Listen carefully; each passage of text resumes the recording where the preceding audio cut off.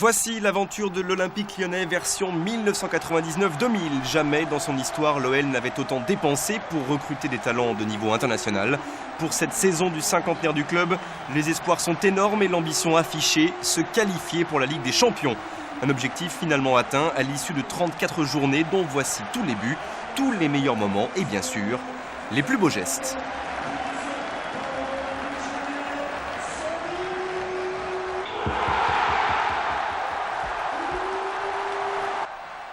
Nous sommes le 31 juillet, il fait beau et Gerland bouillonne dans l'attente du nouveau Messi. Pourtant, Sonny Anderson ne participe pas à la grande soirée d'ouverture, encore en délicatesse avec une cuisse. Le plus gros transfert de l'histoire du foot français suit le match depuis les tribunes. Bernard Lacombe sait que l'effectif de l'OL version 99-2000 impressionne tout le monde et pourtant c'est sans complexe que Montpellier déroule son jeu à la nantaise. Un ancien Canari, Wedek, allume la mèche. Un autre, Loco, désarçonne Coupet et sa défense. Gerland n'en croit pas ses yeux et pourtant, les joueurs du Lyonnais Louis Nicolin font bien la course en tête. Alors que Stijn Malbranck tente de réagir en seconde période, Cédric Barbosa récupère et lance la contre-attaque. D'ailleurs, ne perdez pas Barbosa du regard. Deux passes plus loin, le voilà déjà proche des 16 mètres. Il évite le retour de la ville et glisse son ballon entre les jambes de Coupet. Montpellier, et c'est l'énorme sensation de cette première journée, mène 2-0. Derrière suit bien sûr la révolte des Blancs, une révolte emmenée par l'autre grande nouveauté de l'intersaison, l'ancien Lensois Tony Vérel.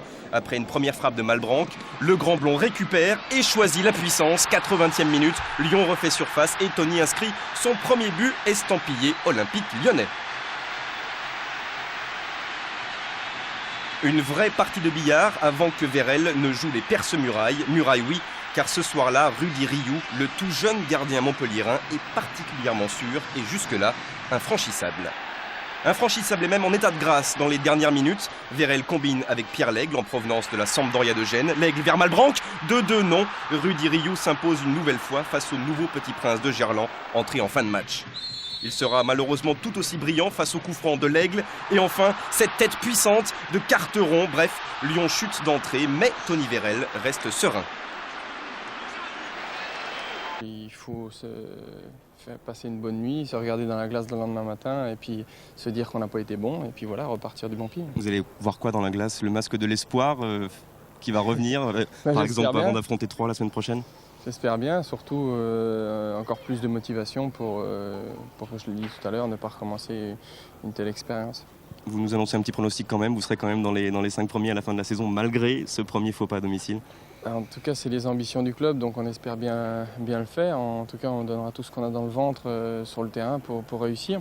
Maintenant, ça n'est jamais facile de donner un pronostic comme ça. En plus, je suis très mauvais pronostiqueur, donc je préfère ne rien dire.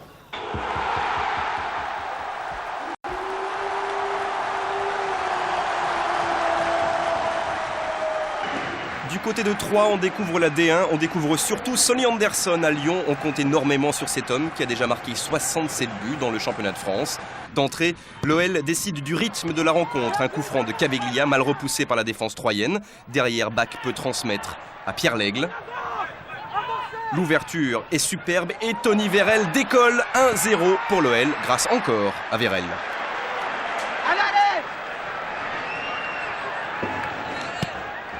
Et c'est tout simple, simple comme une passe millimétrée d'un pied gauche inspiré, simple comme la détente parfaite du Grand Blond, simple et beau. Après 14 minutes en première période, on n'a pas encore beaucoup vu Sonny Anderson, mais c'est sans importance puisque les autres s'élèvent pour lui à l'image d'un Vérel aérien et décisif.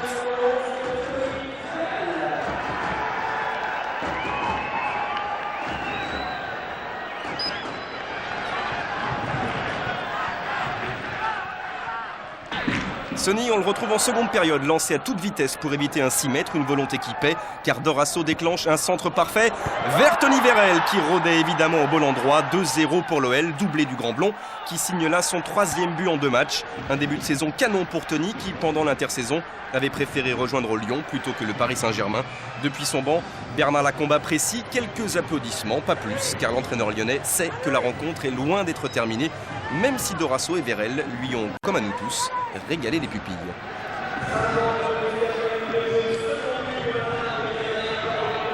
2-0, ce n'est pas fini, un corner pour 3 et Jezierski plane plus haut que tout le monde, 2-1. Un dernier frisson car finalement l'OL arrache sa première victoire de la saison et enfin justifie sa réputation.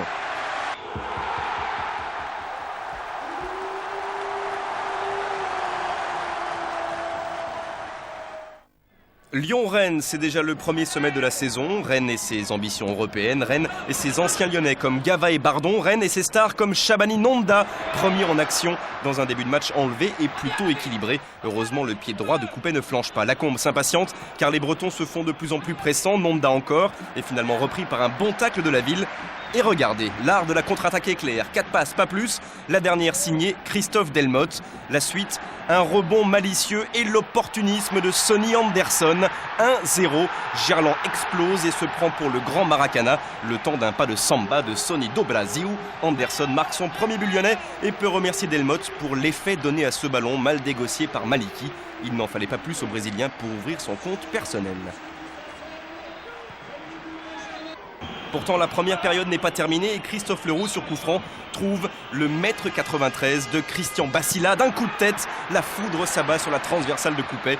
Un partout, un but, ironie du sort, inscrit par un ancien lyonnais formé à Tola-Vologe. Pas content Bernard Lacombe, on a changé de côté et Rennes pousse encore. Diatta, Leroux. Un mauvais renvoi de Bréchet devant Diouf et Shabani Nonda surgit pour transpercer les filets lyonnais. Rennes repasse devant et mène 2-1. D'ailleurs, les Bretons restent en tête jusqu'à la 90e minute. Sonny Anderson se retrouve côté droit. Il lève la tête et choisit Vérel. Seul contre 3, Tony s'effondre, mais Carteron a suivi. L'ancien Rennais égalise dans les arrêts de jeu à sa manière, c'est-à-dire motivé d'une énorme volonté qui le voit souvent en fin de rencontre se retrouver avant-centre alors qu'il est habituellement arrière droit de position. Cette fois, Lacombe explose, lui qui voyait sans doute ce match définitivement perdu. Carteron, c'est le Connors du foot français. Il reste quelques secondes et il croit encore en une possible victoire. Comme Anderson qui va décaler Dorasso. Dorasso pour une frappe qui vient s'éteindre à quelques centimètres du poteau rennais. De partout, la victoire est finalement passée tout près.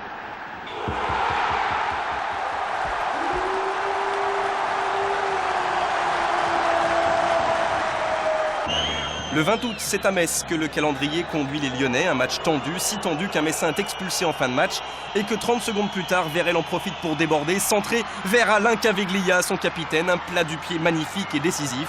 Grâce à Cavegol, l'OL arrache péniblement 3 points, ce qui est l'essentiel. Un but symbole puisqu'il sera le dernier inscrit en championnat par Alain Caveglia sous le maillot lyonnais.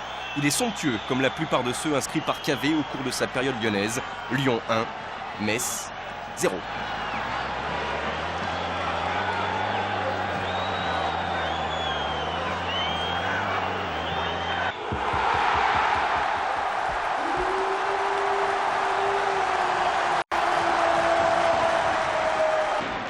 Une semaine plus tard, l'OL a les honneurs du grand match de Canal+.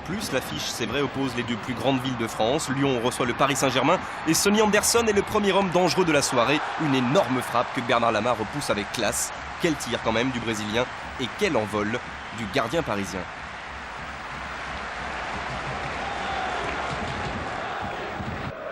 Mais jouez, putain! David! Jeannot! Jeannot, c'est Jean-Christophe Deveau, David, c'est Linares, tous ces joueurs qui souffrent dans la chaleur de Gerland. Et puis, à la 51e minute, l'éclair, Anderson, un long crochet qui oblige Lama à commettre la faute. Pénalty.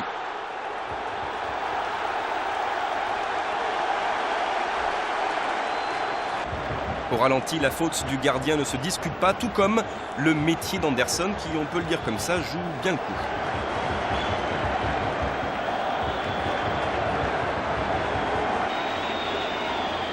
Face à Lama, 30 secondes plus tard, Sonny ne tremble pas et Gerland, plein comme un œuf, entre en fusion.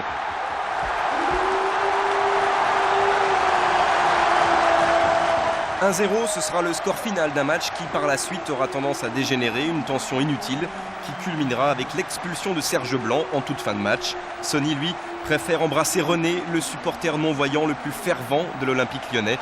Pour ce premier grand défi à domicile, le Lion de Lacombe a répondu présent.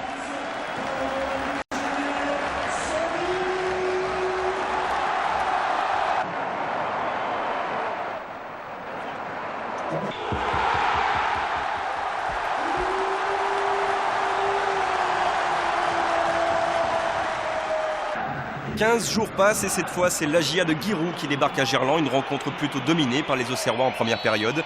Témoin ce coup franc de Stéphane Guivarch. Coupet le relâche mais le capte finalement juste avant qu'il ne franchisse la ligne.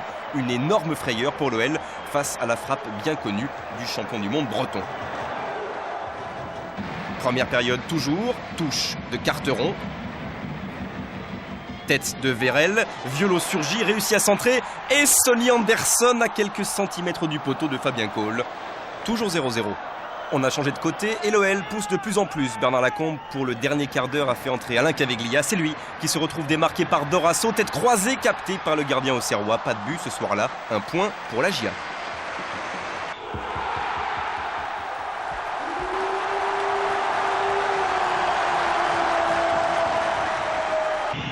C'est requinqué par un succès européen à Helsinki que Lyon rend visite aux champions en titre bordelais. C'est une tempête qui s'abat sur le parc Lescure quand Patrice Carteron lobe ramé dès la 6e minute. Toute la défense bordelaise avait oublié ce grand spécialiste du coup de tête. Lyon mène 1-0 et la tornade blanche ne fait que commencer.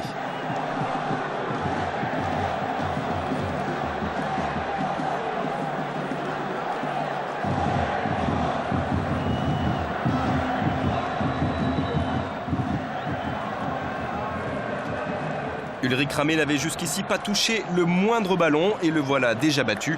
Pourtant, il ne sait pas encore que 3 minutes plus tard, une nouvelle vague blanche va s'abattre sur sa surface de réparation.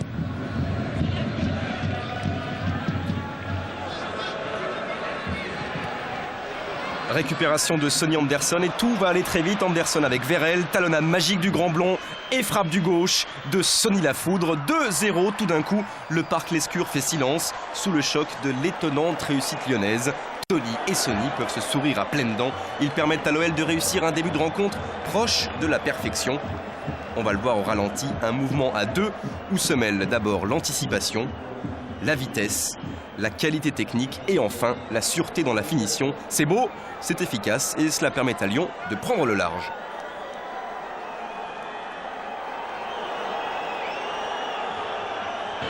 Piqué au vif et sans doute un peu sonné, le champion bordelais va bien sûr finir par réagir. Mikou à la baguette, il trouve Lasland qui décale Wiltor, but. Non, Grégory Coupet est au diapason de ses coéquipiers et remporte ce duel si important. 2-0 à la pause, on change de côté et Nissa Saveljic envoie à l'abordage ce combattant magnifique qu'est François Grenet. Une mauvaise tête et le voilà dans la surface. Crochet, centre vers Fainduno. Cette fois, c'est la chance qui vient en aide aux Lyonnais, rarement dangereux. Les Girondins ne sont en plus pas vraiment soutenus par la Providence. Et puis à force de pousser, on s'expose à une récupération de Carteron, toujours aussi tonique, lucide aussi lorsqu'il voit l'appel d'Anderson. Anderson face à Ramé. Et troisième but lyonnais, doublé pour le Brésilien qui devient comme prévu avec 4 buts, le meilleur réalisateur lyonnais de ce début de saison. Un 4e but qui restera l'un des plus fins techniquement. La preuve, grand pont sur Grenet, petit pont entre les jambes de Ramé. C'est un régal et à la 67e minute, c'est sans doute le but de la victoire.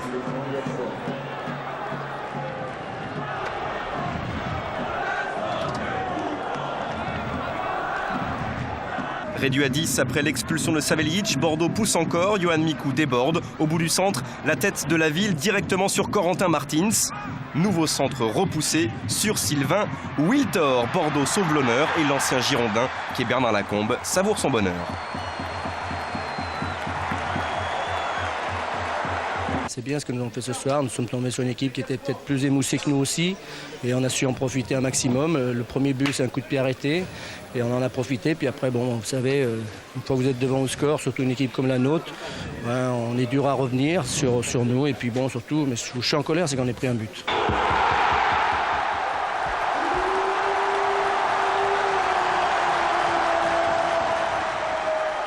Lyon en tête alors pour la 8e journée, on attend de l'Olympique lyonnais une confirmation à Gerland face à Strasbourg. Des Lyonnais pas au mieux en début de rencontre, mais beaucoup plus tranchants dans les dernières minutes de la première période. Et regardez Vérel, une frappe qui malheureusement rejoint la mauvaise partie du filet. Un énorme coup de rein de l'attaquant lyonnais qui aurait pu faire mouche si Alexander Wenzel n'avait pas eu un grand réflexe du bout des doigts.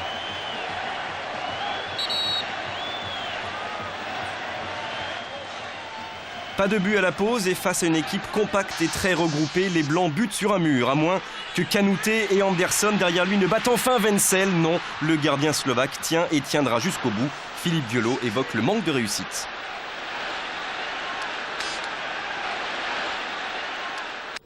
Ce qui fait défaut, à part la finalité, il ne manque pas grand-chose. On est retombé une nouvelle fois sur une équipe qui était ultra défensive. Donc c'est très difficile. Pourtant, on a essayé de passer par les côtés, de centrer, de frapper. Mais malheureusement, il y avait toujours un pied, une tête, quelque chose pour dévier. C'est dommage.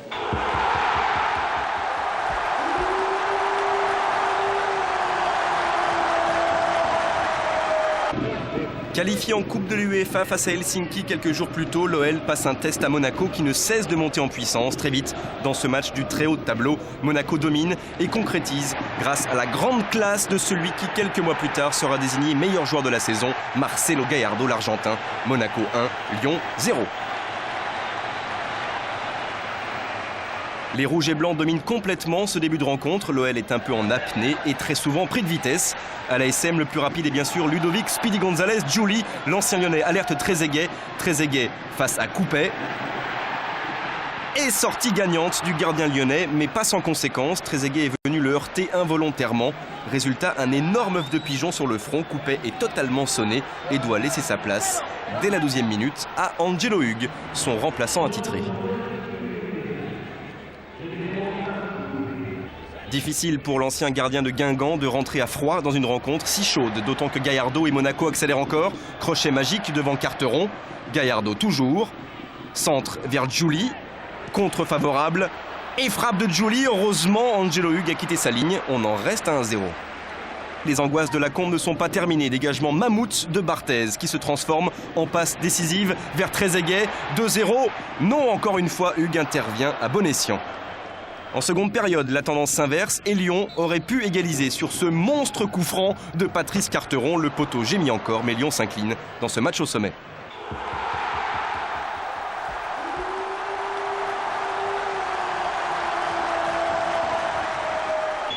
Face à Nantes, la ville et Violo sont suspendus, mais c'est presque anecdotique, sachant que ce 12 octobre restera la soirée Sonny Anderson. Une petite interception pour commencer, suivie d'un lob repoussé du bout des gants par Michael Landreau.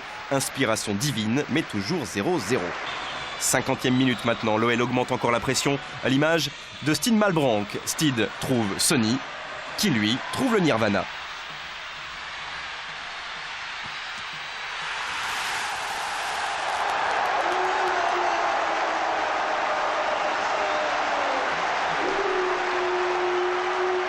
Le speaker de Gerland s'égosille à tout rompre car tout dans ce but est splendide. Le coup de rein de Malbranck et le génie d'Anderson pour sa 5e réalisation depuis le début de la saison. Et au cas où vous n'auriez pas compris l'identité du buteur, écoutez notre ami le speaker.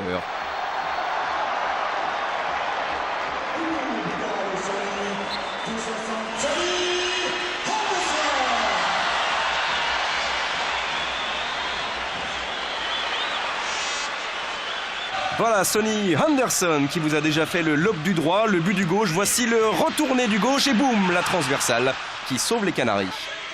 Et ce n'est pas fini, encore un nouveau ballon lyonnais, cette fois pour Tony Vérel. Pas de possibilité de centre, alors Vérel dynamite, disperse, ventile. Et au second poteau, Anderson contrôle et pulvérise. 2-0 doublé pour Sonny qui décidément, en cette fin septembre, début octobre, est atteint par la grâce.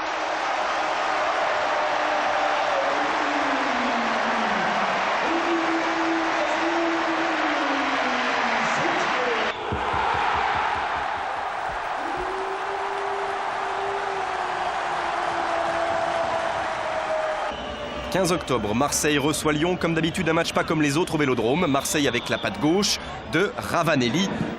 Et l'envol de Grégory Coupet, une parade de première catégorie car ce ballon puissant et bien travaillé par l'Italien prenait la direction de la lucarne.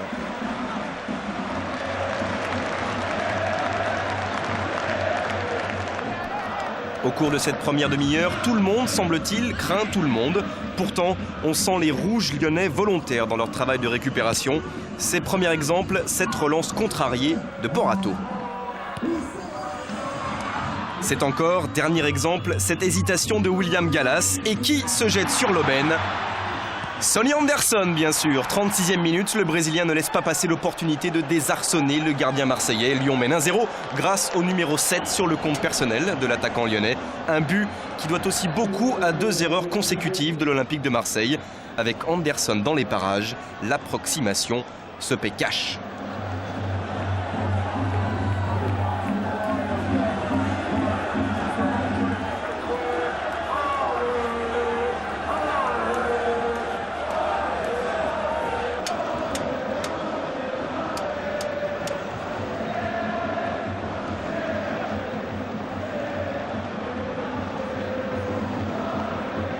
Voilà l'ouverture du score de Sonny Anderson. Lyon mène 1-0. En seconde période, l'OL va même s'offrir un magnifique mouvement collectif à 3. D'abord entre Carteron, Vérel et puis Dorasso. Dorasso qui a vu Anderson. Anderson pas hors jeu, petite déviation qui va mourir à quelques centimètres. Mais Lyon s'impose et la Combe jubile. Gagner à Marseille, nous, ça faisait, je crois, 9 ans que le club ne l'avait pas fait. Et puis surtout les conditions dans lesquelles nous avons joué ce soir, c'était un match très engagé. On aurait pu tuer le match en début de deuxième mi-temps parce qu'on a 2-3 belles possibilités, mais l'important c'est gagner. Et puis bon, gagner ici, on a gagné à Bordeaux, on a gagné à Marseille. C'est des choses importantes déjà moralement pour nous. Et puis bon, on a eu tellement de difficultés chez nous avec une grosse emprise sur des matchs comme Auxerre et Strasbourg, mais on n'a pas été efficace. Ce soir, on a eu peut-être 3-4 occasions de marquer et contre ces équipes-là, on avait peut-être le double et on n'avait pas marqué. Alors c'est le football, c'est tellement bizarre parfois, mais c'est important et on est content ce soir de gagner un match d'un tel niveau contre un adversaire quand même qui est emmerdant à jouer.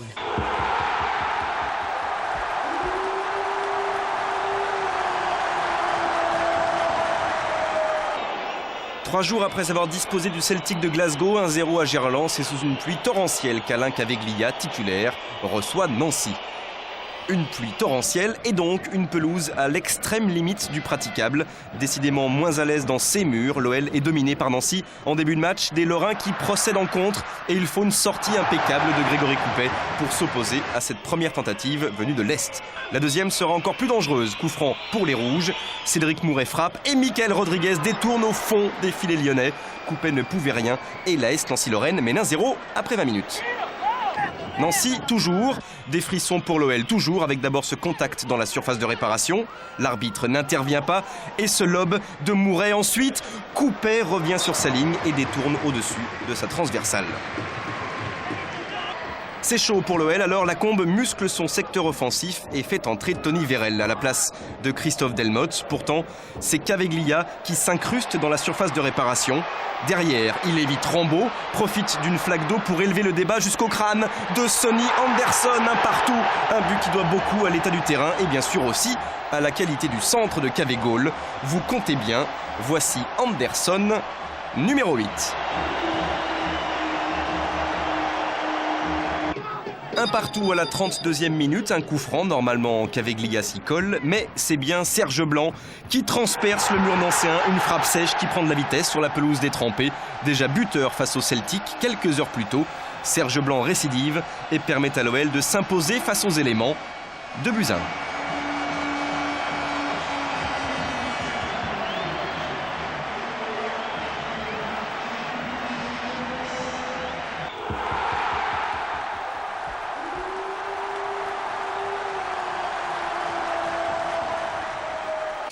À Sedan, Lyon, premier du classement, affronte l'équipe surprise de ce début de championnat. Un match plein d'énergie où les occasions se succèdent. Regardez Patrice Carteron du gauche, mais la lucarne n'explose pas car Nicolas Sacchi s'est détendu de tout son long pour interrompre l'espoir du défenseur lyonnais. Mais petit à petit, le mouvement perpétuel, marque de fabrique du jeu sedanais, commence à faire la différence. Ça va trop vite pour l'Olympique lyonnais et Olivier Quin fait trembler le montant pour de bon. Logiquement, la pression verte finit par payer, une pression qui asphyxie la relance des Blancs. Carteron se loupe et Myonnais régale le public d'une aile de pigeon pour servir Ndiefi 1-0. Le petit Camerounais a choisi de lober Grégory Coupet. En seconde période, Malbranc, Kanouté et Caveglia entrent tour à tour. Là, c'est Jacek Bak qui voit son coup de tête heurter la transversale. Ce soir-là, l'OL va payer ses efforts européens jusqu'au bout. Les Sangliers l'emportent très logiquement 2-0 grâce à Pierre Debloc. Sans doute, les Lyonnais avaient-ils en tête le match retour face au Celtic.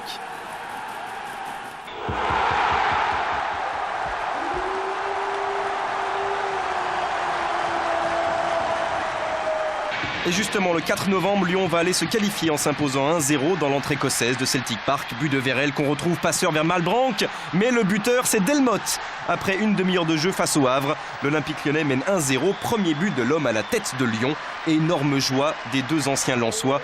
Un but à 3, car on n'oublie pas le travail de Steve Malbranque et son remarquable contrôle-frappe enchaîné. Le jeune prodige était à quelques centimètres de son premier but en D1. 1-0 à la pause, tout va se débloquer en seconde période. 63e minute, Dorasso fait voler en éclats la défense avraise vers Sonny Anderson, lob du Brésilien qui trompe Sébastien Hamel, sorti trop tard, 2-0. Cette petite finesse est évidemment Anderson, numéro 9.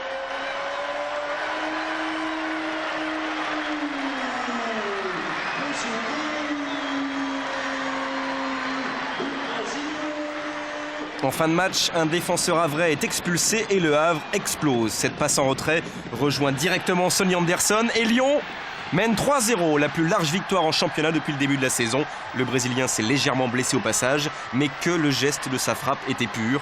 Surtout, vous allez le voir, sur le dernier ralenti à la loupe. Grâce à cette victoire, l'OL prépare de la meilleure façon possible son prochain rendez-vous, le mythique derby contre les Verts à Geoffroy Guichard.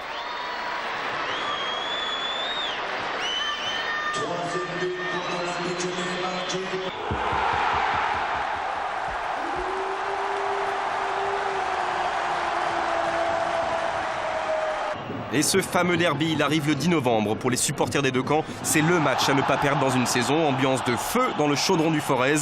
Alors à la 8e minute, Métomo s'oublie.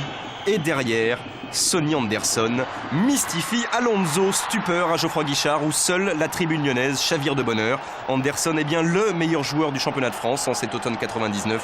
Tout est allé très vite jusqu'à cette aile droite où Dorasso s'est rendu disponible. Derrière, le centre bien fouetté et le coup de tête, coup de main de Lucien Métomo. C'est suffisant pour le monstre de sang-froid qu'est Sonny Anderson. 11e but du Brésilien, le plus important évidemment aux yeux du public lyonnais.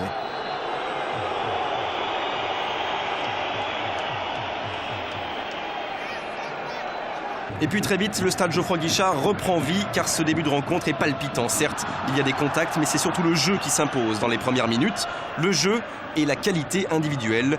Que dire d'autre sur ce coup de canon signé Stéphane Pédron. Juste avant le premier quart d'heure, la SSE égalise 1-1.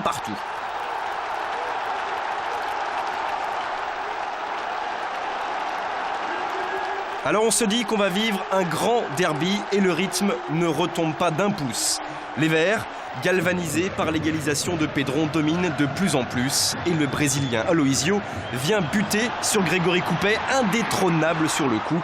Un retour aux sources pour Grégory, l'ancien Stéphanois. 1-1 à la pause et une deuxième période plus équilibrée où par moments l'Olympique lyonnais impose son jeu, témoin cette belle combinaison côté droit et cette tentative de Tony Vérel. Alonso repousse 1-1, score final pour les supporters lyonnais. L'essentiel est acquis, la défaite en terre adverse a été évitée.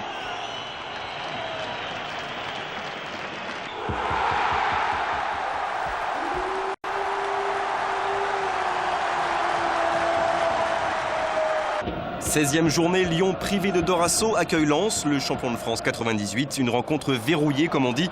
Les moments de frisson sont rares en première période, sauf sur cette séquence. D'abord Lens avec cette tête de Pascal Nouma détournée par Coupet. Ensuite Lyon, des Lyonnais qui réagissent avec cette amorce de contre-attaque. Malbranque avec Vérel. L'ancien ch'ti se dit que le duo fonctionne bien. Nouveau 1-2, Vérel accélère. Une belle contre-attaque ponctuée d'un tir du gauche, Varmus capte et le tableau d'affichage reste sans vie. Et puis, mauvaise nouvelle, à la 46e minute, Pierre Lègle, qui revenait juste de blessure, voit son genou le trahir une nouvelle fois. Il sera remplacé par Christophe Delmotte, d'ailleurs ancien Lensois lui aussi. Les minutes passent, Lens commence à croire en ses chances et pourtant tout bascule à la 77e minute. Faute de Pierre Fanfan sur Tony Vérel. Monsieur Piccirillo n'hésite pas et indique le petit point blanc. Certes, le défenseur nordiste semble d'abord jouer le ballon, mais derrière, la faute est indiscutable.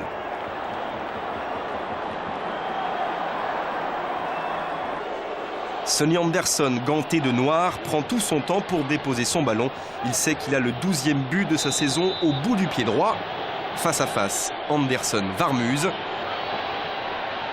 Warmuz qui s'impose, non, le ballon franchit bien la ligne en passant entre les mains du gardien lensois, anéanti par sa malchance. 1-0, score final. Une opération heureuse en cette froide soirée du mois de novembre.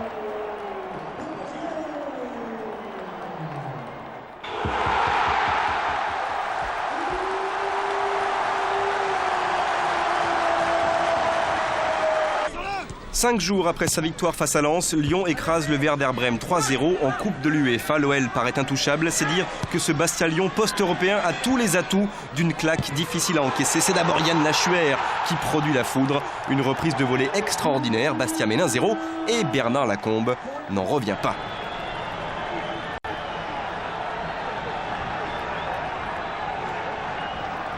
En deuxième période, les Corses confirment leur domination. Une longue ouverture prolongée envoie Frédéric Ney seul face à Grégory Coupet.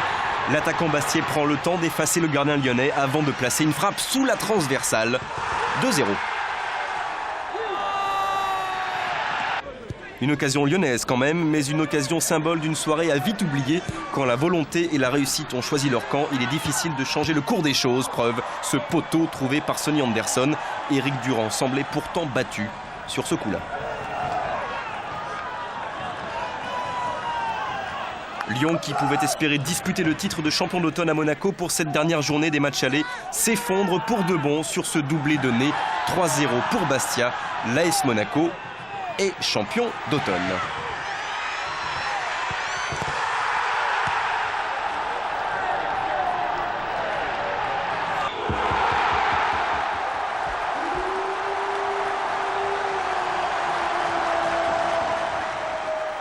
Alors, Gerland attend la révolte des siens face à Troyes. À l'aller, l'OL était allé s'imposer au stade de l'Aube, mais l'OL se présente comme à Bastia sans Florent Laville. Une première occasion quand même pour les Blancs sur ce tir de Malbranck, repoussé par Hortebis. Regroupé comme la plupart des équipes qui se présentent à Gerland, Troyes procède par contre et joue bien. Transversale de Frédéric Harpinon et reprise de Samuel Boutal. 3 mène 1-0. D'un coup, ce match va devenir complètement fou. Un coup franc pour Lyon. Second poteau, Jacek Bak tente une volée, puis s'écroule. L'arbitre accorde un pénalty. Le Troyen Farid Gadzi a-t-il retenu le Polonais par le maillot? Les deux joueurs se tenaient-ils réciproquement? En tout cas, c'est une opportunité d'égalisation offerte à Sonny Anderson.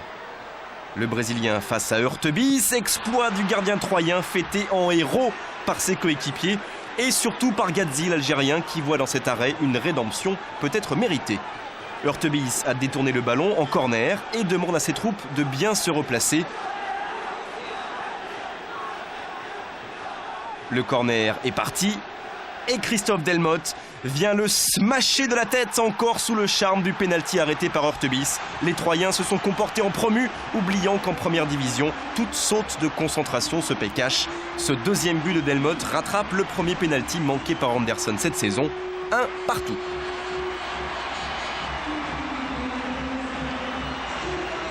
69e minute, un contact entre David Linares et Samuel Boutal, le buteur troyen.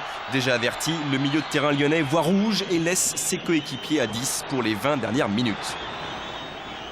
20 minutes au cours desquelles l'attaque va se comporter en véritable équipe de première division. Un coup franc pour les Bleus. On décale Slavian Djukic, le Roberto Benigni du foot français. Moins souriant que l'italien, le Yougoslave permet aux hommes d'Alain Perrin de mener 2-1. À 10 minutes de la fin de la rencontre, Gerland va découvrir le talent du petit meneur de jeu algérien, Rafik Saifi. Le voici côté gauche, résistant à deux Lyonnais. Saifi vers Djukic, qui remet ça d'un tir lointain. 3-1, la consternation de Gerland est complète et l'absence de Florent Laville se fait cruellement sentir. Lyon encaissant là son 6e but en l'espace de 2 rencontres. Une ultime réaction dans les dernières secondes. On retrouve Vérel pour un centre vers Anderson. Et qui s'envole dans les cieux? Tony Hortebis, bien sûr. Victoire 3-1 pour le promu. En tête du classement, Monaco se détache. Le président Aulas prend les devants et attend une réaction. C'est la capacité de réaction de cette équipe qui va déterminer la suite. Donc nous avons déjà évoqué le sujet avec les joueurs. Nous aurons l'occasion de le réévoquer. Ce qu'il faut surtout, c'est avoir une réaction qui soit une réaction d'homme. Et nous allons attendre avec impatience la réaction à Brême d'une part, et puis d'autre part lors du prochain match de championnat. Je ne pense pas que le titre soit perdu. Je crois que Nous avons simplement une grosse désillusion, une grosse déception, mais qui n'est pas uniquement sur le résultat à avaler. Et il va falloir se ressaisir pour être conquérant dans les semaines qui viennent.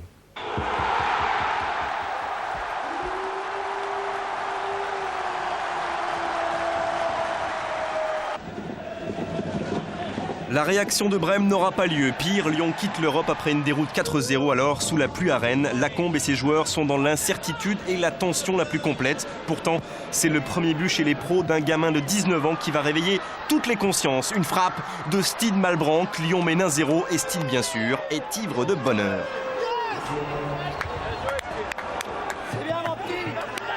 Au départ, il y a une mauvaise relance de Basila, buteur à l'aller. Une erreur parfaitement utilisée par Malbranck. Le talent du Gaune est éclatant. Le tout dans des conditions météo absolument ahurissantes.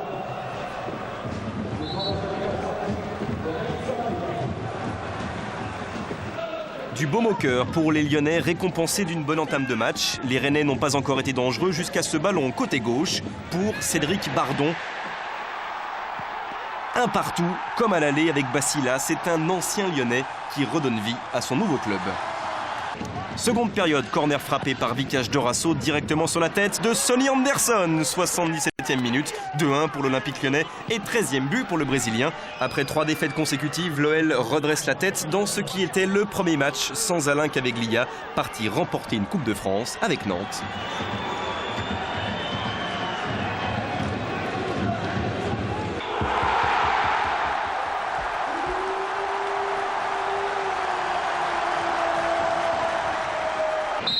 Dernier match avant la trêve, Gerland accueille Metz, des Messins défensifs qui tiennent le point du match nul toute la première période, mais dès le début de la deuxième mi-temps, les Blancs font le siège du but de Lionel Letizy, centre de Vérel, vers la tête d'Anderson, parade de Letizy.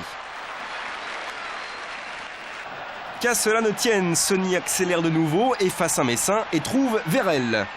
Le Grand Blond prend sa chance du pied gauche, s'est repoussé mais mal dégagé par la défense. Deuxième frappe de Vérel, prolongée par Stine Malbranck au fond des filets lorrains. 57e minute, Lyon est devant et Malbranck enchaîne sur son deuxième but consécutif après celui inscrit à Rennes.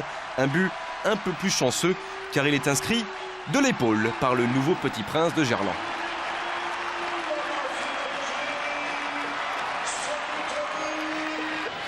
Un but qui fait mal au Grenat qui se résigne petit à petit d'ailleurs. Comment résister aux foulées cyclopéennes de Christophe Delmotte, le torse bien bombé. Il remonte le terrain tout en puissance et réalise le plus difficile en fin de course. Le bon choix vers Anderson. 2-0, la cage était désertée pour son 14e but de la saison.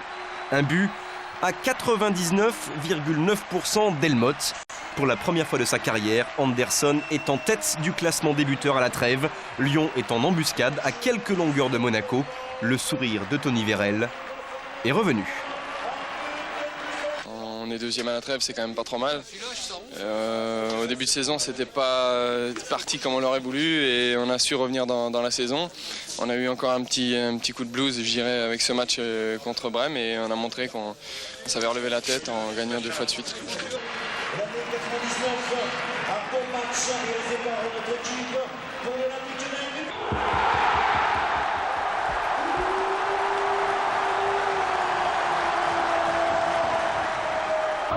Une trêve ponctuée d'une qualification face à Amiens en Coupe de la Ligue le 8 janvier et un championnat qui reprend en trombe pour l'Olympique Lyonnais. Pas de quoi s'échauffer, c'est au Parc face au Paris Saint-Germain que Lyon retrouve l'AD1.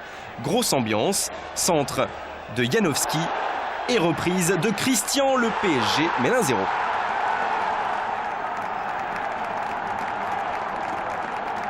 Le retour de Florent Laville avait coïncidé avec 2 succès consécutifs pour l'OL. Pourtant, la défense olympienne craque une deuxième fois sur ce coup franc parisien. Rien à la première vue, mais l'arbitre siffle un pénalty en faveur du PSG. La raison, au ralenti, devient tout de suite plus limpide.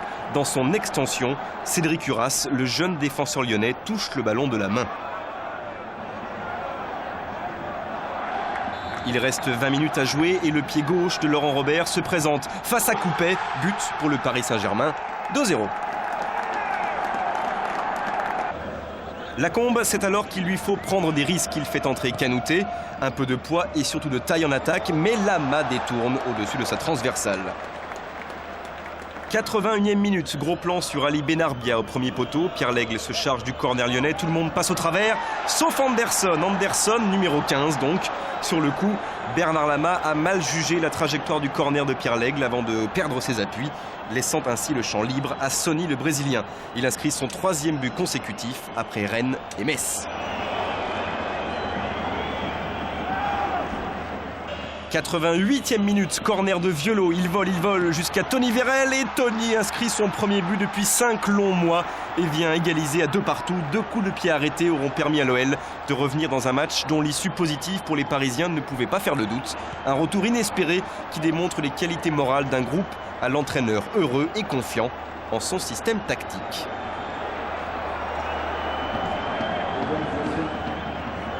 Mais beaucoup d'équipes en France et en Europe jouent de la même façon que nous. Je pense que Bordeaux a des garçons, il y a 2 attaquants, ils n'ont pas plus d'attaquants. Bon, c'est comme ça. Mais il est évident que nous, on a un plus offensif quand Steve Malgrand, Dorasso, Vérel et Anderson jouent. Ça fait pratiquement 4 attaquants. Hein. Après, il est évident que si vous voulez prendre des casquettes tous les matchs, moi, je veux bien jouer avec 5, 6 attaquants. Mais c'est vrai, parce que ça va faire du spectacle. Mais on va finir, ça sera des matchs de basket. Mais ce qu'il faut dire une chose, c'est que le football aujourd'hui, c'est où on récupère le ballon, c'est la chose la plus importante.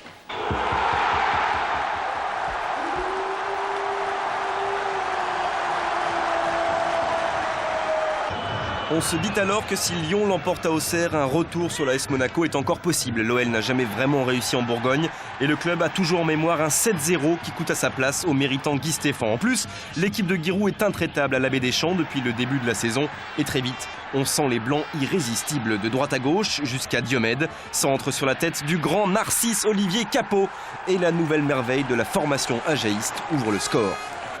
Réaction lyonnaise en seconde période, coup franc de Patrice Carteron, Vérel prolonge jusqu'à Sonny Anderson, reprise du Brésilien et parade de Fabien Cole. Pourtant, Lyon peut profiter du côté obscur de la jeunesse auxerroise, son inexpérience. Buteur un peu plus tôt, Capot perd un ballon important, milieu de terrain. Et en 2 passes, l'OL propulse Anderson sur orbite. Une bonne frappe, mais Cole est encore bien présent. Lacombe demande à ses joueurs de monter, mais c'est dans le sens inverse que la pression s'exerce. Les Blancs sont partout et donnent le tournis à la défense lyonnaise. Témoin cette faute sur Lilian Compan, juste à l'extérieur de la surface de réparation. Coup franc pour la GIA et pour son spécialiste, le droitier Steve Marley. C'est propre, net et en pleine lucarne. 2-0 pour Auxerre, pour Jean-Michel Aulas. Rien n'est perdu. Vous pensez qu'il reste encore une petite chance quand même pour le titre ? Oui, il reste une toute petite chance. Je crois que Lens, il y a quelques années, avait aussi 8 ou 10 points de retard à 10 ou 12 matchs de la fin. Je crois qu'il reste une chance infime. Je pense que les joueurs sauront se remettre en cause pour la jouer et surtout pour continuer à produire ce football que l'on a vu à Paris hier soir, qui est un football de bonne qualité.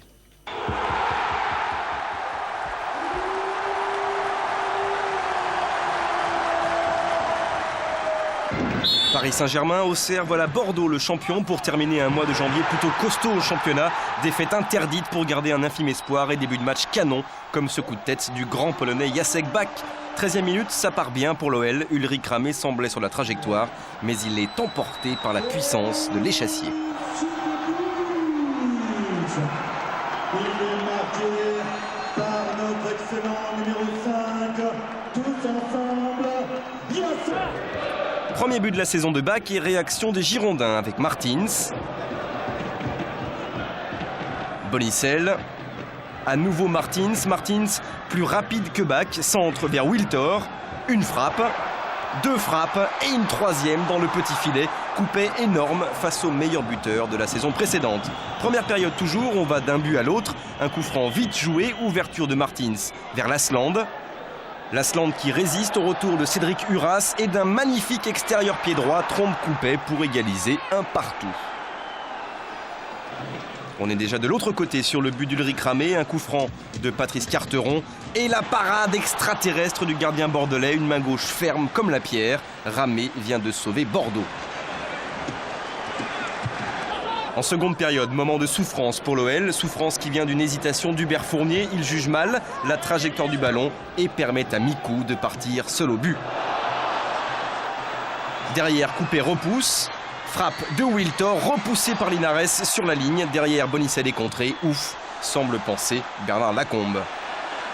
L'entraîneur lyonnais, comme souvent, a fait entrer Frédéric Canouté pour les dernières minutes. On va retrouver d'ailleurs le géant Frédéric dans la surface bordelaise. Une frappe, encore une fois, repoussée par Ramé. Ça ne passe pas, un partout.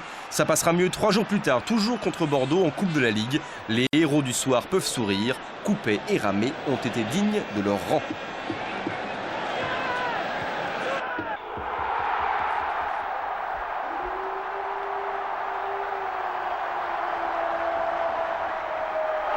Strasbourg-Lyon à la Méno et le retour de la ville suspendu face à Bordeaux. Lyon domine le début de rencontre jusqu'à cette erreur du capitaine olympien. Peggy Louindoula en profite pour lober Grégory Coupet. Strasbourg 1, Lyon 0. 1-0 à la pause, les Alsaciens accélèrent encore. Habib Bey côté droit. Centre détourné par la ville dans ses propres filets. Un CSC, comme on dit, terrible à ce moment de la partie. Florent Laville sort à la 59e minute. Un peu plus tôt, Canouté est entré, mais ça ne change rien. Encore une contre-attaque. Encore Louindoula. Encore un contre favorable. Et encore un but. 3-0 pour Strasbourg, doublé pour le jeune international espoir. Lyon est au fond du trou. Pas tout à fait. 3e ballon perdu par les Lyonnais. 3e contre-attaque pour Louindoula. 3e face-à-face. Gagné contre Coupet. 3e but de l'attaquant strasbourgeois qui n'avait marqué qu'une seule fois depuis le début de la saison. Strasbourg mène 4-0. Coup franc pour Dorasso. Ballon prolongé, sortie de Debesse. Ballon qui revient vers Vérel. Vérel sur Anderson. À 10 minutes de la fin, c'est l'honneur lyonnais que Sonny sauve de son 16e but personnel. Il rejoint ainsi Marco Simone qui venait de passer devant au classement des buteurs. Il reste quelques minutes. Déboulé du Vicage Dorasso côté gauche. Un très long centre pour la reprise de Canouté. L'éternel remplaçant inscrit son premier but de la saison, 4-2. C'est la première fois que l'OL, totalement déboussolé, encaisse 4 buts en championnat.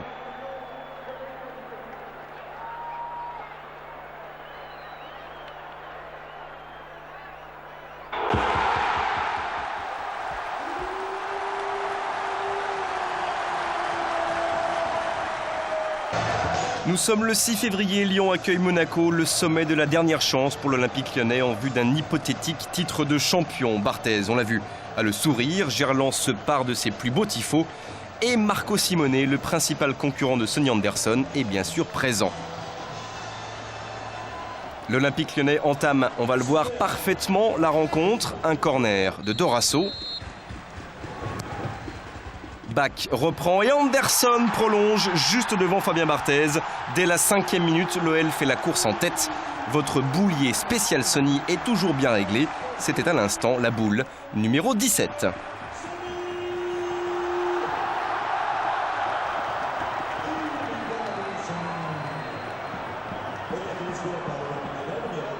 Anderson se souvient bien sûr qu'il a été champion avec l'AS Monaco en 97. Alors, le Brésilien est dans tous les bons coups. Anderson vers Dorasso. Vikash vise Vérel, mais trouve Willy Sagnol qui, en taclant, trompe son propre gardien. Lyon 2, Monaco 0.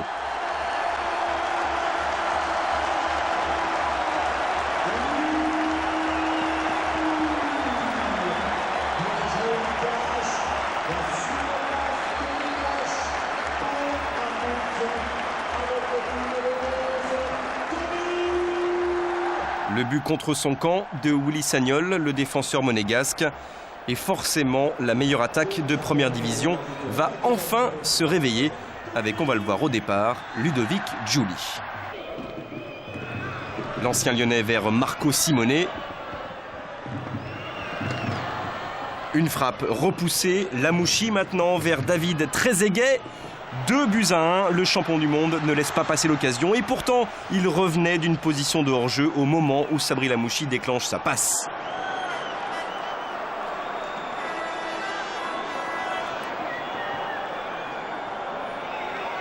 Les minutes s'égrènent et la tension monte de plus en plus. Coup franc de Vikash Dorasso. Carteron s'écroule dans la surface de réparation, penalty. Monsieur Stéphane Bré, l'arbitre breton, n'a pas hésité une seconde et les protestations des Monégasques sont vaines. Au ralenti, on voit clairement Philippe Christenval retenir le défenseur lyonnais par le maillot.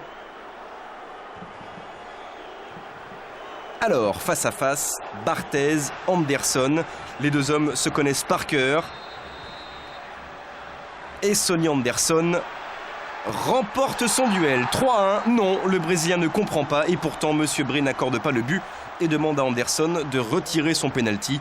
Selon lui, 2 joueurs lyonnais sont entrés dans la surface avant la frappe du premier pénalty.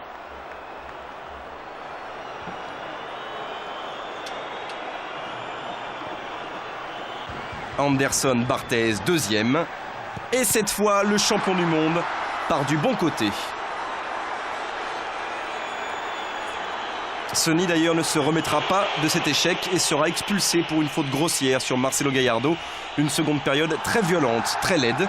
Une seconde période qui se termine sur cette relance de Coupet relayée par Dorasso, suivi d'un rush de Frédéric Canouté. Tentative de lob à côté, score final 2-1.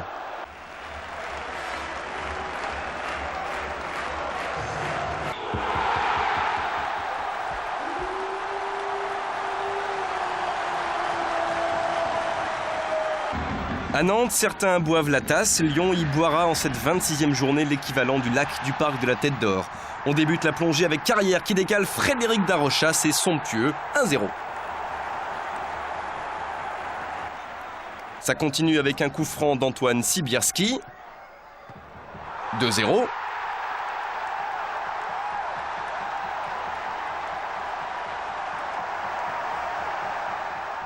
Ça s'enflamme avec un nouveau mouvement à la nantaise, centre de Carrière, vers Sibierski qui double, 3-0.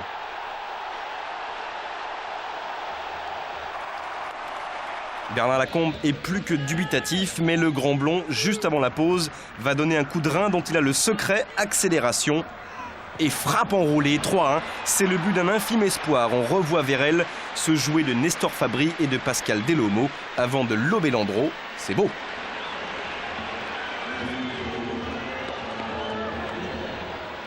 C'est beau mais de courte durée car dans les dernières secondes de la première période, une nouvelle vague jaune s'abat sur le but de Coupet.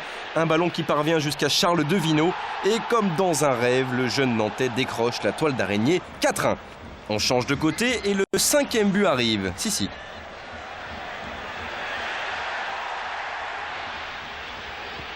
Et boum, Charles Devineau pour un doublé supersonique, 5-1. Et puis côté lyonnais, on oublie définitivement ce 15 février. Après le 6e but de Chanelay, on oublie le 15 et le 19, date d'élimination en Coupe de France.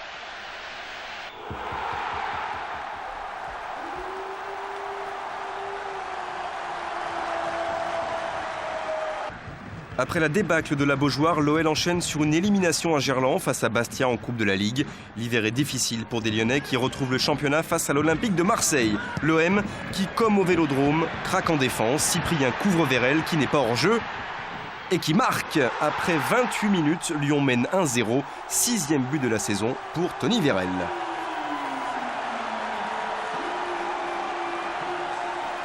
L'ancien Lensois peut remercier la défense marseillaise, mais surtout, il peut dire merci à Serge Blanc, auteur de cette longue ouverture. Le ralenti confirme la position légale de Vérel. Sur le coup, il prend d'ailleurs énormément de risques en choisissant de frapper sans contrôle. 1 rebond, 2 rebonds et l'éclair. Lyon mène 1-0 à la mi-temps. Cette OL-OM, c'est aussi le retour de Sonny Anderson. Après son expulsion face à Monaco, le Brésilien n'était pas du voyage à Nantes. Avec lui, l'OL n'a évidemment pas le même rendement. Avec lui, les adversaires subissent une pression bien plus forte. Témoin, cette erreur de défense, comme au match aller et comme à l'aller, Sonny exécute le gardien marseillais. Réduit à 10 après l'expulsion de Violo, Lyon mène quand même 2-0. Sur son banc, Bernard Casoni est rouge de colère.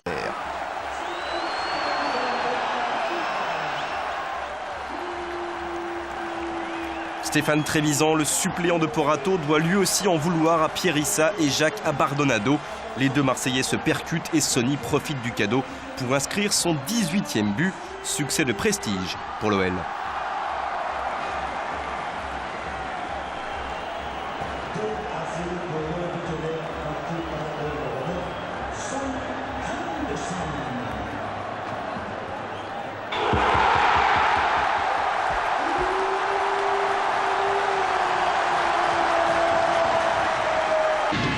Sans Vérel blessé, Lyon se rend à Nancy quelques jours plus tard, un adversaire qui lutte pour le maintien, avec sur cette occasion lyonnaise un peu de réussite, frappe de Linares, repoussée par la barre, toujours 0-0. L'aide de la Providence, Nancy en aura à revendre ce soir-là. Que dire d'autre sur ce nouveau one-man show de Maître Sonny? Contrôle du droit, frappe du gauche, Laquet est battu, mais pas son poteau. Nancy, c'est aussi le premier match titulaire de Sidney Govou qui vient d'inscrire un doublé face au Red Star en Coupe de France. Corner pour Lyon, repoussé par le gardien lorrain. Dorasso pense être victime d'une faute, mais non, la contre-attaque des Blancs se poursuit jusqu'au Brésilien Zé Alcino, arrivé au Mercato. Zé Alcino face à Violo. La frappe est magnifique et elle donne la victoire finale à Nancy, 1-0.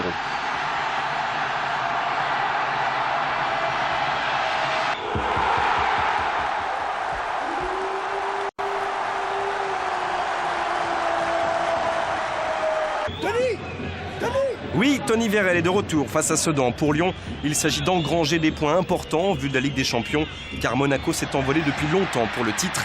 Alors Malbranck se décale et boum sur le poteau de Nicolas Sacchi. 0-0 à la pause, coup franc entre Carteron et Dorasso, que vous allez bien suivre car ils ne vont pas se lâcher. Carteron à nouveau avec Dorasso, centre du meneur lyonnais. Et frappe de Malbranck, 1-0 pour l'OL. Gerland chavire de bonheur en contemplant son duo de petits princes comme Chiesa et Dinalo 3 décennies plus tôt. Ce but est magnifique avec un contrôle intérieur et un tir extérieur, tout cela avec le même pied et en quelques dixièmes de seconde. 1-0, centre de Dorasso. Reprise de Delmotte, Sacchi repousse, reprise de Carteron, Sacchi repousse et reprise d'Anderson, celle-là à côté. Un grand numéro du gardien sedanais et pas de réussite pour les tentatives lyonnaises. La suivante sera sans doute plus précise, avec encore au départ Vicage Dorasso. Il a vu le départ de Vérel, but. Et non, le poteau vient prêter main forte à Nicolas Sacchi, toujours 1-0. 1-0, ce qui veut dire que Lyon n'est évidemment pas à l'abri. À l'aller, Sedan s'était imposé 2-0 en toute logique. On retrouve deux blocs vers Ndiefi et Coupet qui vient s'imposer et sauver l'Olympique lyonnais. Il reste quelques secondes dans cette partie et côté gauche, Lyon se lance à corps perdu vers le but de Nicolas Sacchi. Delmotte, comme toujours, est énorme. Crochet sur Oliveira et centre vers Sonny Anderson. 2-0, c'est fini. Un match crispant jusqu'au bout, jusqu'à Anderson numéro 19, l'un des plus faciles à mettre au fond grâce à tout le travail du grand Christophe.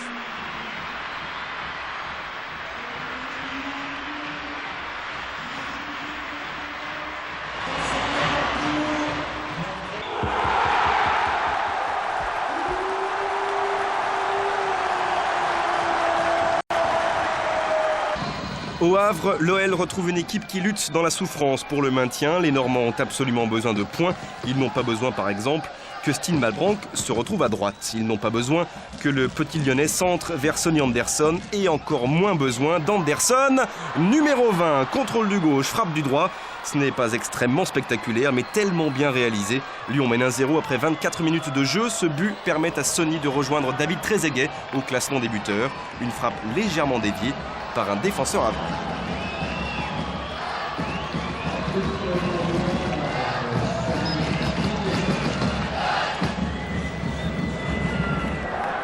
« 1-0 pour Lyon, un corner pour le Hack. Et cette tête repoussée sur sa ligne par Coupet, dégagement rageur de Patrice Connors-Carteron derrière et 3 points pour Lyon.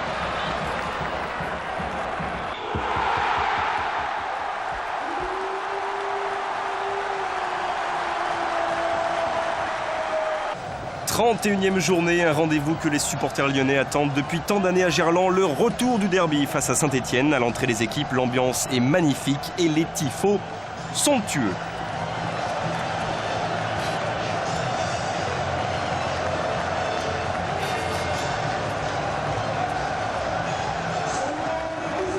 39 200 spectateurs prêts à s'enflammer sur la moindre accélération. Vérel, par exemple. Devant, Sonny Anderson n'est pas hors jeu, mais se heurte à la sortie de Jérôme Alonso. On joue depuis quelques secondes et pour un gardien qui retrouve un poste de titulaire après avoir passé 2 mois et demi dans l'équipe réserve, Alonso semble déjà bien chaud. Le jeu est plutôt équilibré, mais très agréable pour les pupilles. De cette frappe de Sablé, on passe très vite à une contre-attaque lyonnaise. Extérieur du pied de Delmotte vers Anderson. Il est plus rapide que Wallem, plus rapide que Metomo, mais toujours impuissant face à Alonso. Les Verts pratiquent un football plus posé qui s'appuie essentiellement sur la taille et la puissance du taureau brésilien José Aloisio.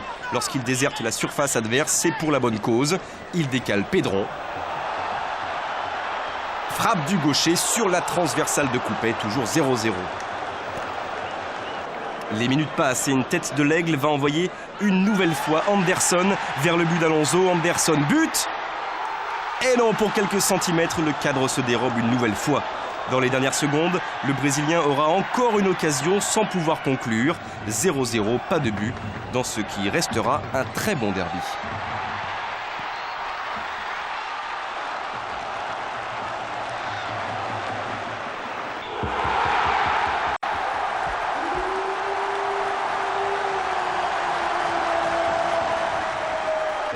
À Lens, début, il y en aura à foison, alors que pour l'OL, la lutte pour la deuxième place fait rage avec le Paris Saint-Germain et les Girondins de Bordeaux. Dans les premières minutes, Anderson réussit ce qu'il avait manqué face à Alonso. Il trompe Varmuz et après 10 minutes, Lyon mène 1-0. Anderson, numéro 21.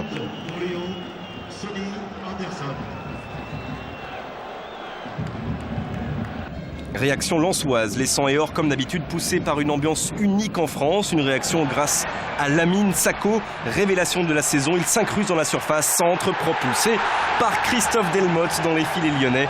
CSC pour l'ancien Lensois bien malheureux, un partout. Une égalisation qui donne des ailes au 100 et or, qui pousse de plus belle. Corridon avec Sako. Corridon vers Pascal Nouma, frappe terrible qui ne laisse pas le moindre espoir à Grégory Coupet. Lens 2, Lyon 1. Première période toujours, ce match est magnifique pour son 201e match de première division. Vicage Dorasso s'arrache dans la surface lensoise et s'écroule en bout de course. Penalty.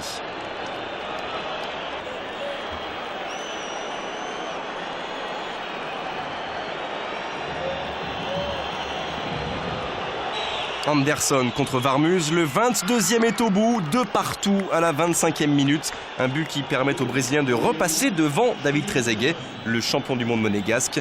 Tout cela évidemment en tête du classement des goléadors. Seconde période, moment d'égarement pour la défense lyonnaise. Tête de Nouma vers l'insaisissable Sako, un crochet et derrière le 3-2 pour les 100 et or.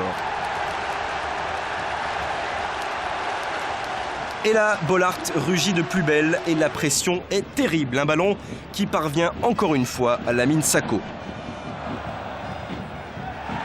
Cette fois, il choisit le crochet du gauche.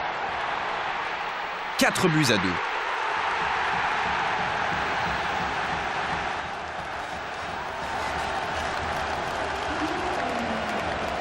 Bernard Lacombe, José Boissard et le docteur Ferret sont consternés, mais il reste 4 minutes, suffisant pour voir un geste que ne renierait pas Roberto Carlos. Serge Blanc veut centrer et voit son ballon si bien travaillé qu'il trompe Varmuz. 4-3, ce sera pourtant le but de la fin. Le Paris Saint-Germain, conséquence, repasse devant. Le président Aulas n'apprécie pas du tout. C'est un peu l'image de notre saison avec un potentiel offensif énorme et puis quand même un peu de déchets et puis bon, surtout il fallait pas prendre 4 buts ici quoi.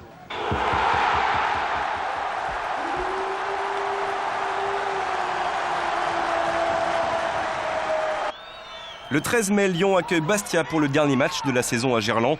Bastia avait éliminé Lyon en quart de finale de la Coupe de la Ligue. Le buteur du jour était Frédéric Ney qui récidive au cours de cette 33e journée. Bastia 1, Lyon 0. Des Corses qui par la suite jouent les hérissons. L'OL tente de trouver la combinaison du coffre, mais avec Malbranck, ça ne passe pas. Avec Vérel, non plus. Alors, Dorasso reconstruit sur le côté droit jusqu'à Violo. Une frappe détournée par un Bastiais qui vient tromper Éric Durand au meilleur des moments possibles. Un partout juste avant la pause et premier but de Philippe Violo cette saison. Et Dieu qu'il est important. Une frappe détournée par le genou de Morlaix Souma.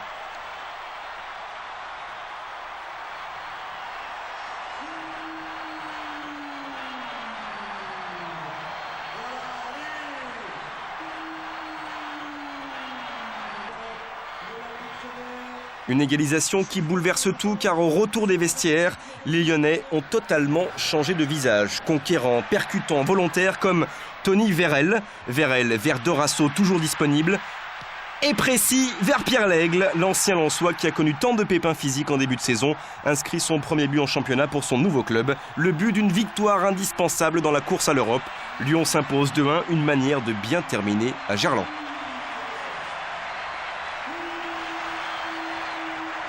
Gerland qui s'offre un beau feu d'artifice et l'angoisse de la dernière journée à Montpellier où tout va se jouer.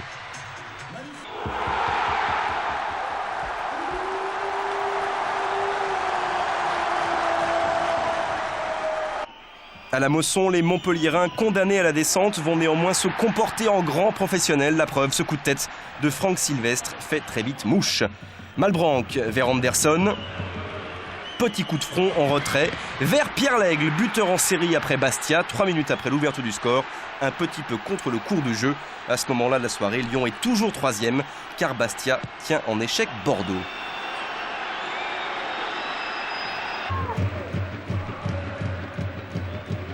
Un partout, on est dans les dernières secondes de la première période et revoilà Tony Vérel pour un nouveau rush.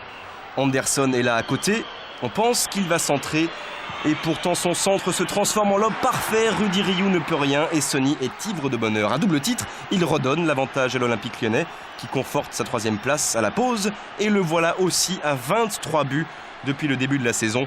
Un de plus que Trezeguet qui à ce moment précis n'a pas marqué à Geoffroy Guichard avec Monaco. Anderson, c'est monsieur 55% des buts lyonnais, un investissement, comment dire, avisé. «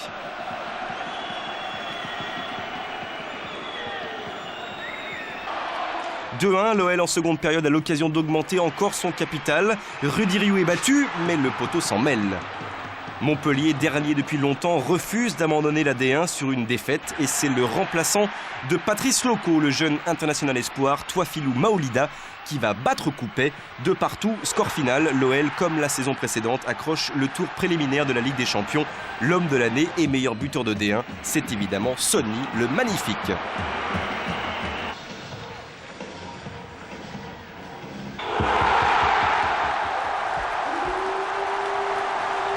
Voilà, c'était l'histoire de l'Olympique Lyonnais, version 99-2000. Pour la 5e fois en 6 ans, Lyon termine en position d'Européen. Une 3e place sur le podium qui doit évidemment beaucoup à l'homme qui valait 120 millions, Sonny Anderson. Il fallait qu'un choix, il fallait qu'il y en ait un qui finisse meilleur buteur. Heureusement, c'était moi, mais bon, c'était le destin. Un but chanceux qui me donne le meilleur buteur, titre de meilleur buteur du championnat.